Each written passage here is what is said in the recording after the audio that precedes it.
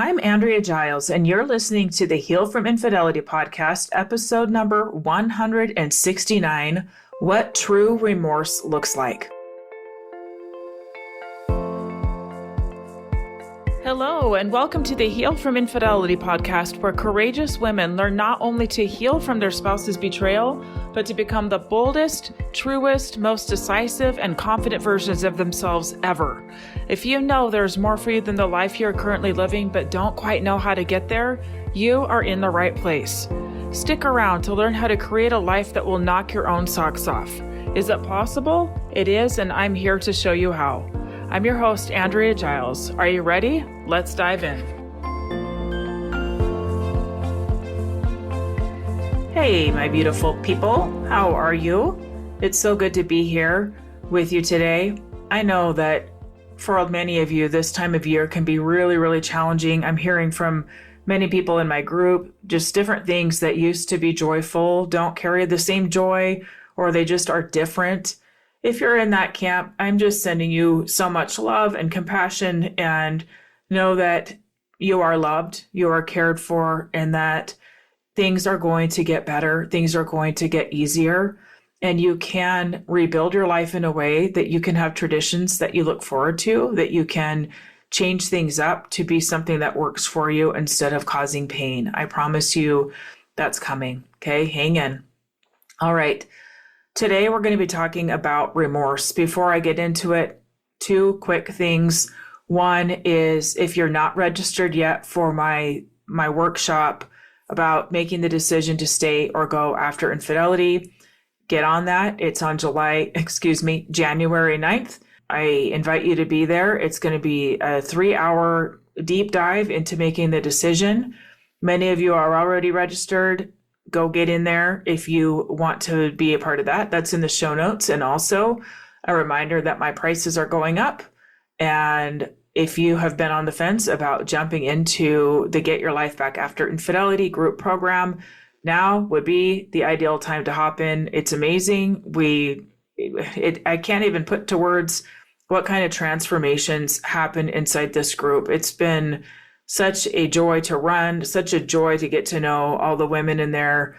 And I'd love for you to be able to partake in the goodness that is this group. It is something else. It's a very special place. I invite you to join. All right.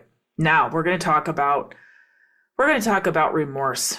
This is something that I hear about a lot from clients is, he's saying the right thing, but then he's doing this, or he's not saying the right thing, but his actions are this. And there are some things that have to be in place for remorse to be real remorse. And we're going to talk about this today. As you are listening, I want you to take stock of your own situation. And I want to make a note here that when I first started this podcast, it was geared more towards women. And as I have grown, as I have stepped more into my reach and who my information is for, it's for anyone who is dealing with infidelity. Anyone. I want to make clear that whether you are male, female, etc., you belong here if you have experienced betrayal in any way. Okay? So please know that so far, while my programs have been geared more towards women, I work with men. I speak to men as well. I want you to know that you belong here, and that the same things that I'm saying for my clients that have generally been female in the past, it applies to you as well. Okay. These are the same things you need to see in any relationship. And I want you to know, for my men out there listening, there are some things coming that are for you. Okay. They're coming. I have seen the need that everyone needs help. Everyone needs help. This is a hard topic. So stick around, and there's going to be more things that are going to be coming in this next year to help you. Okay. Now, let's begin by talking about the actual definition of remorse. Most of you, I'm sure, are familiar. You have an idea of what it is, but the actual journal definition is deep regret or guilt for a wrong committed. That is the definition. A deep regret. Another way of putting it is a deep regret coming from a sense of guilt for past wrongs, etc. You get the idea. All right. Now, after infidelity, it is very, very important that you know that you are with somebody who feels remorse. So we're going to break it down in a lot of detail today of what this needs to look like. Now, everybody is individual. You are individual. You have your own needs. You have your own life experience where the way that somebody shows remorse might not work for you. It might work for someone else and not for you, and that's okay. All right? It's not a one size fits all, but we're going to talk in general terms today about some of the things that you do need to see. All right. Why is this important? Because it's the start of rebuilding trust. You cannot start to build trust with somebody if you don't know that they really even understand what happened, right? A huge red flag is if you're hearing things like, well, I'm sorry, can we just not talk about it anymore? I get very uncomfortable talking about it. I don't want to talk about it. I said I'm sorry. Really wanting to sweep it under the rug, not really wanting to go into depth about it and talk about it and listen. Oftentimes, betrayed partners feel that the apologies they receive are rather shallow or insincere or insufficient. So shallow, that's that kind of, what? I said I'm sorry. I'm sorry. I know I hurt you. I'm sorry. Let's move on. Insincere can even look like love bombing. All right. As a reminder, love bombing is when somebody overdoes it, when they overdo it. If they're telling you, for example, you're the most perfect wife or husband, you're the most amazing ever. Like if they're going on and like throwing gifts at you and throwing money and trips and all the things, I would pay attention to that, because sometimes that there's a little bit of, or a lot of manipulation behind that, of trying to kind of get you back where they want you. And it can come off as insincere. It's like, I know that I'm not like a perfect wife. I know that I make mistakes, or perfect husband. I know that, I annoy you sometimes, for example. So sometimes this love bombing can feel very insincere when we can cut right through it and know that they're not fully being honest, right? And often it can feel insufficient, like it's just not enough. It's not enough, right? In this episode, we're going to talk a little bit more about what actually constitutes a real apology, what really constitutes real remorse. All right. Again, the role of remorse, real remorse, and then an apology that comes hopefully from that remorse is fully acknowledging the hurt that was caused. It has to be acknowledged. Next is validating the betrayed partner's emotions. Okay, this is a mistake that I often see. It's like, okay, I'm going to be over here and I'm going to tell you how sorry I am, how regretful I am, how remorseful I am, and button it up and that's it and moving on. And they don't give any space to actually hear from the betrayed partner about what it was like for them to be betrayed. This is not real remorse. Real remorse means that we are willing to hear the other person. It means we are willing to sit there and swallow our pride and listen to how our actions hurt the person in front of us. We are not running scared. We are not hiding. We are not ducking and covering. We are listening. This has to be the starting point for building trust. Why? What happens if there is no remorse, if there is no apology? Number one, resentment builds. Resentment is so poisonous. It's like a poison that just builds over time and corrodes everything in its wake. If we don't get that apology, if it's going back to business as usual, that resentment builds. It corrodes your own experience with yourself. Like resentment feels terrible to the person who is feeling the resentment. Okay? It's not good for us to feel resentment. And then, of course, the other person picks up on it, right? So it affects both of you. But the one that it hurts most is the one who's feeling resentful. The betrayed partner is going to feel invalidated and dismissed. This is not good for anyone, right? It's not good for anyone to feel invalidated or dismissed. Like that is not going to be a foundation for rebuilding. So what this could look like is, for example, we already talked about that. Why do you have to bring that back up? I already went through this 5 times. I already answered those questions. Why do we need to bring it up again? When are you going to get over this? It's been 3 months. It's been a year. Like, why do you have to go through this again? Why do we have to hash this out again? All right, that's what it looks like to be invalidated, dismissed. Well, if you wouldn't have this, that, and that, I wouldn't have this and this and this, okay?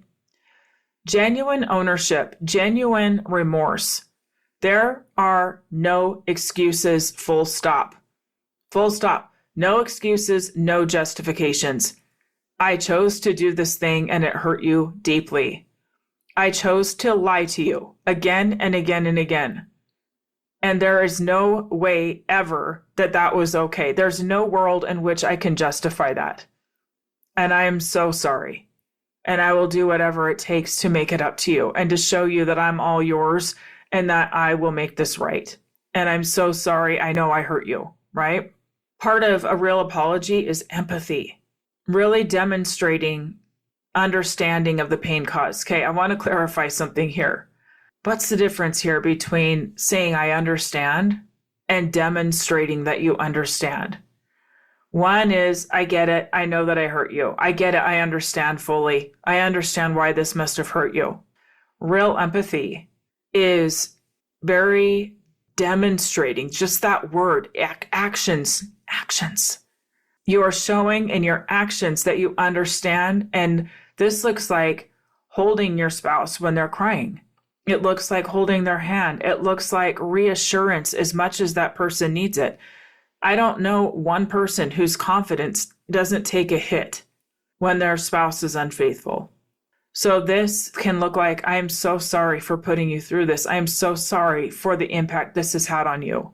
And I'm here, and I'm here, and I'm here, and I will do whatever. What do you need? What do you need from me today? Now, another thing that's a characteristic of real remorse, a real apology, is addressing the actual harm caused, not just vague. Not just, yeah, shouldn't have done that. Yeah, probably not a good idea, right? Right? This is the difference between showing, like, I'm going to say this thing to get you off my back, and I really, really understand. Like, this is very specific. Yes, that night when I said that I was here, and I lied right to your face about it. And of course, that broke your trust, and it was so wrong. That was so wrong. You're willing to talk about the details, the moments that broke trust, the exact language that broke trust. Very specific, okay? Next, you can't have an apology or show real remorse without a strong commitment to change. This is what I am going to do. You are offering a clear plan for how things are going to be different. You are offering a clear plan. This is not the spouse giving over this manual of, I'm going to need you to do this and this and this and this and this, and then we'll see. Okay, the person who hurt the other, who broke the trust, it's them that's offering the plan. This is what I am going to do to be a better partner. This is what I'm going to do so I can understand why I did this thing in the first place, so I never get us here again. For example, it can sound like, I'm committed to being honest and I'll share my schedule with you. Or you can look at my phone whenever you want. Just say the word. You can track where I'm at if it makes you have some kind of peace. If I know that I'm running late, I will check in with you. I will check in with you. If I'm running late, I don't want you to worry about where I am. So I will make sure to pay attention to that. I will take that burden on. And I want to say, not that it's a burden, let me backtrack a little bit, but what I mean by that is, rather than placing the blame on the other person or the responsibility of the other person to say, hey, you're late, where are you? It's going, I'm going to keep you at the front of my mind and how I can show up for you. And if I know I'm going to be late, I am taking that on and I will reach out to you. I'm not going to make you chase me down. That's the difference there. Okay. So much of the time I hear people saying, well, this is just one of many examples of what this looks like. He was late and I tried calling him and he didn't pick up and I got triggered and I got scared and this and that. Okay. The problem isn't that he didn't pick up. The problem is that he wasn't where he said he was going to be in the first place. If he said he's going to be home at this time and he's not home at this time, he better have a really good reason, right? Like, it's not the burden of the one who was betrayed to chase, to track down.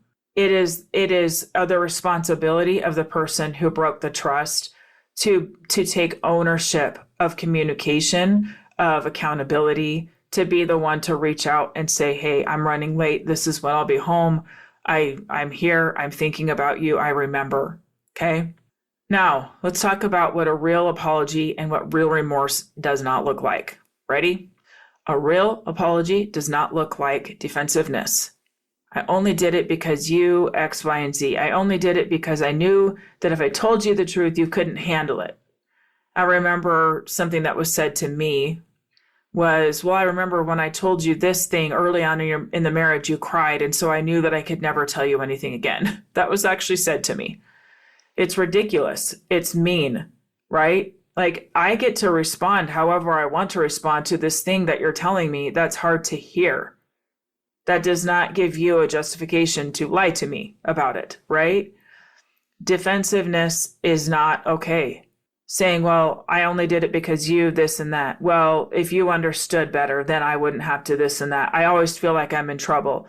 I never feel like I could get anything right with you.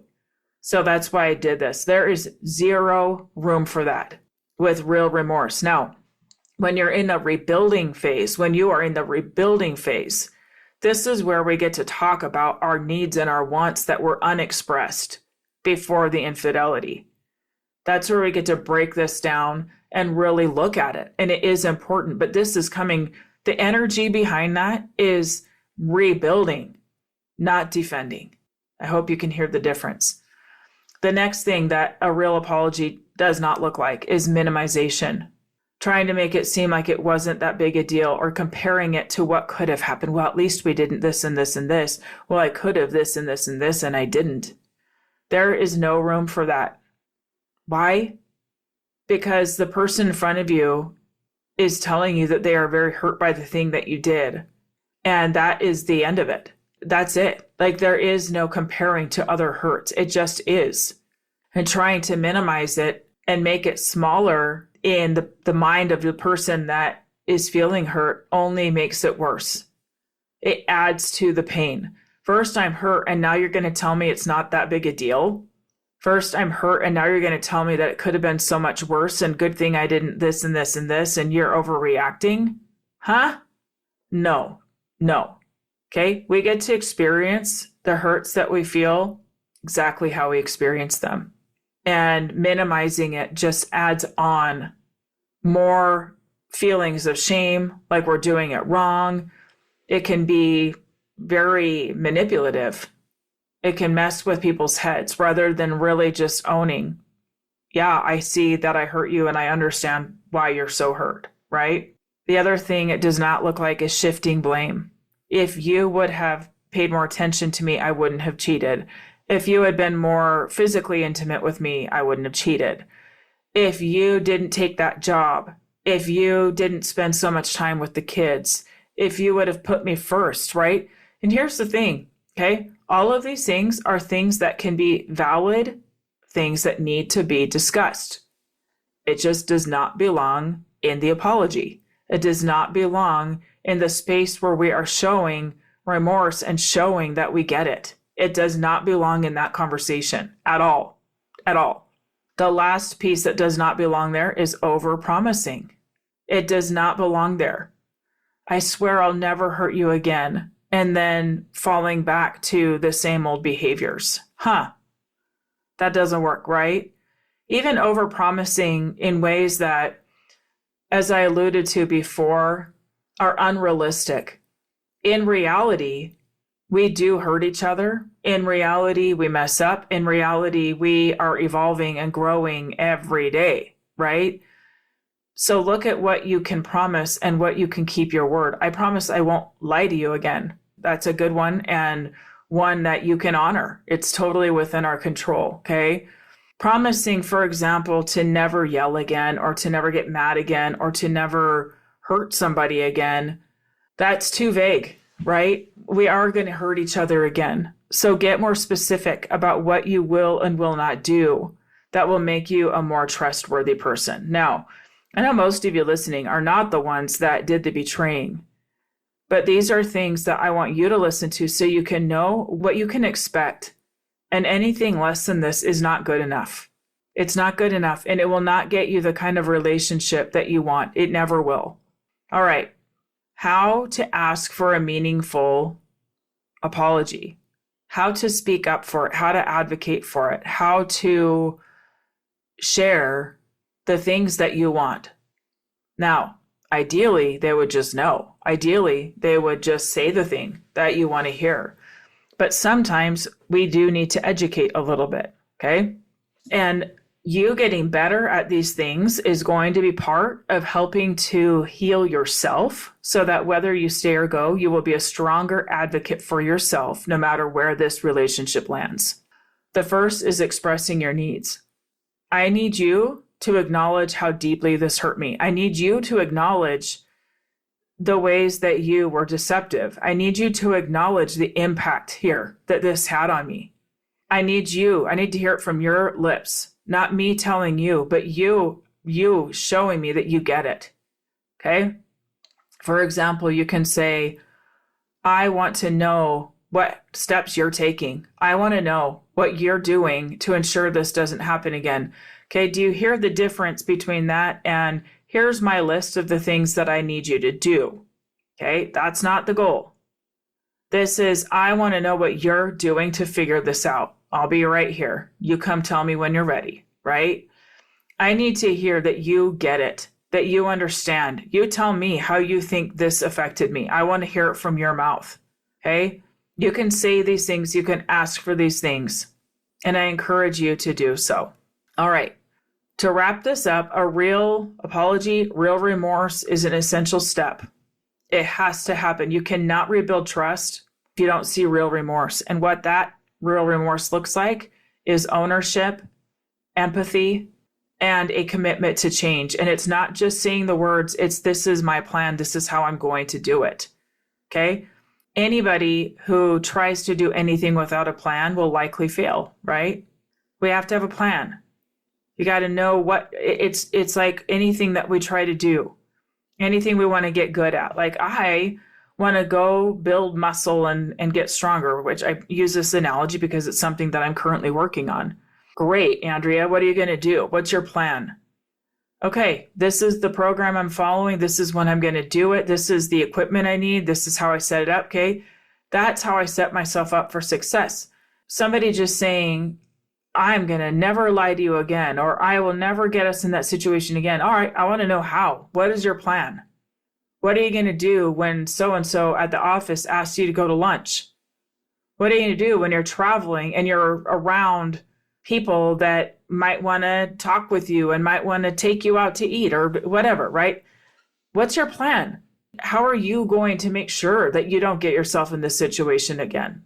Next, I want you to think about what you personally are what was missing, if anything, in the apology that you have gotten. What's missing?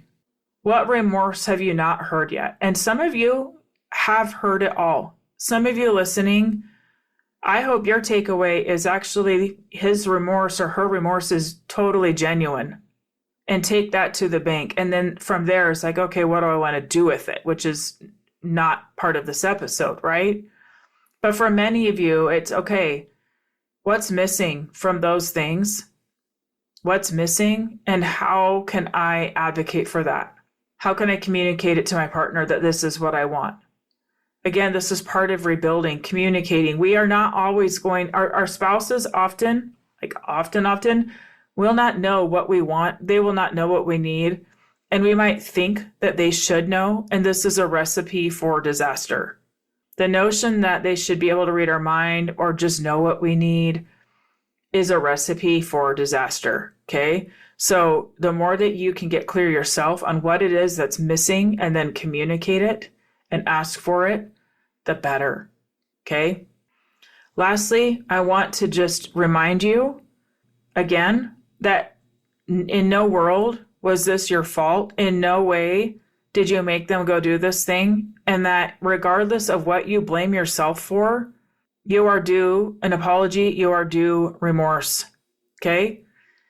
There is room later in this process to look at the dynamics and the culture and the ways that you interact in your relationship. Yes, there is room for that. It is necessary if you're going to build, even if you're not, even if you're leaving, this is necessary because we don't want to take unhealthy patterns with us into a new relationship, right? This is important. But I want you to know that no matter what you blame yourself for, or no matter what they blame you for, you are worth real remorse. You are worth a real apology and standing your ground in that. Okay? There's no excuse. There's no excuse. There's nothing that can be said that is good enough to justify betraying another person's trust. Period. There's just not. All right, beautiful friends. Thank you for being here. I hope that you gained something from this. I hope it gave you some more clarity. And I will talk to you very soon. Take care. Thank you for listening to the Heal from Infidelity podcast. If you would like to be kept in the know about upcoming free classes, new podcast episodes, and other ways of working with me, go subscribe to my weekly email. You can subscribe at AndreaGiles.com/lies-about-infidelity/. Again, it's AndreaGiles.com/lies-about-infidelity/. I will see you next time.